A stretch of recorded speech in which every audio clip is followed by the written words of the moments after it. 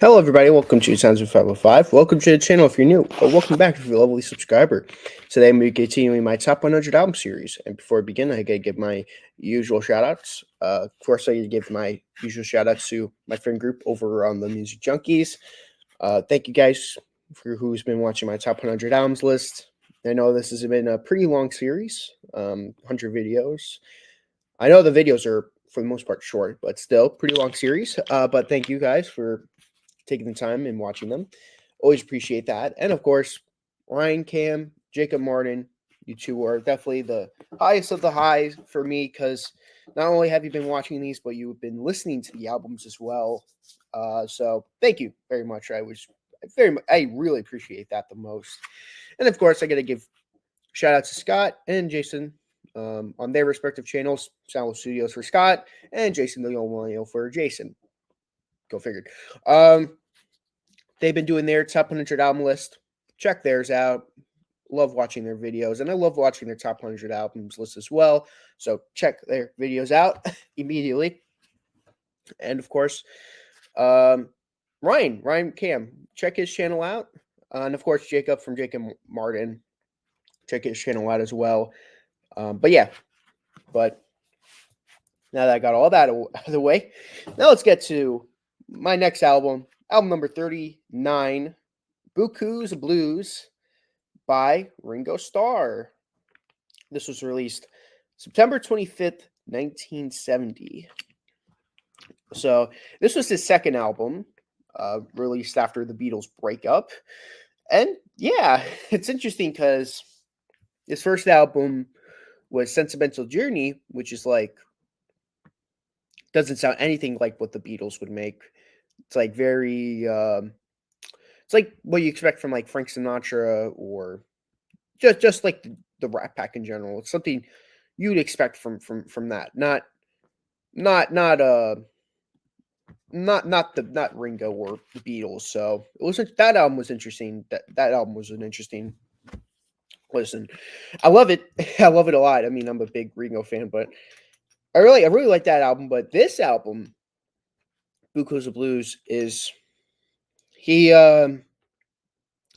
Ringo goes for a more country approach to this album, and well, it shouldn't have come that much to surprise because he kind of goes for more country. There was a handful of like country songs that he did for the Beatles, like "Act Naturally," "What Goes On," "Don't Pass Me By." Those are like country songs that he did. Not like, well, "Act Naturally" was actually a country song like Buck Owens, but like "What Goes On" and Pass Me By," those are songs written by the Beatles.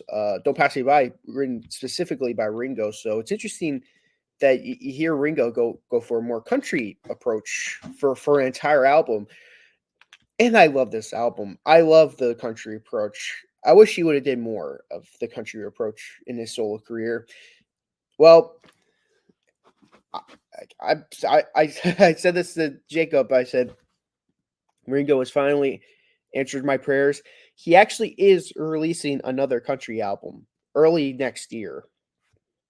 Uh, well, 2025. I can't be any more excited for that album because I've been wanting a country Ringo album for a very long time. For another country album. So I'm eccentric, but that's that album. Let's talk about this album, Beaucoups of Blues. First song, Beaucoups of Blues. This song was written by Buzz Rabin. Nice opening track. Right away, you could tell this isn't going to be your typical Ringo. Like these first two Ringo albums, like you know it's not going to be like what you don't know what you're expecting. And this album, right away, you're like, okay, this is going to be a country album. Great first song. Second song on the album, Love Don't Last Long. And this is probably the darkest song on the album because he's singing about others. There's like different stories he's singing on, and one of them was like a woman who cheated on a man, and the man coming home early. And when he found that out, he got angry, and then he killed the wife and the person she had an affair with, and then he killed himself. That's like that's like terrible. I mean, I love that. It's very I love that. I love how dark it is because that's how country music back then used to be very dark.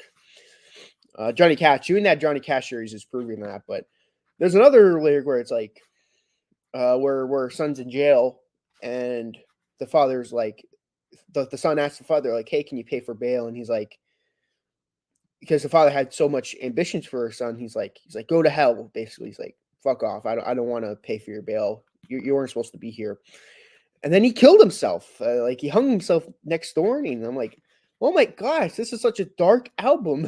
I mean, not album, but this is such a dark song, and all of that just for me to say this is one of the best songs on the album. I love it. It's such a this is written by Chuck Howard.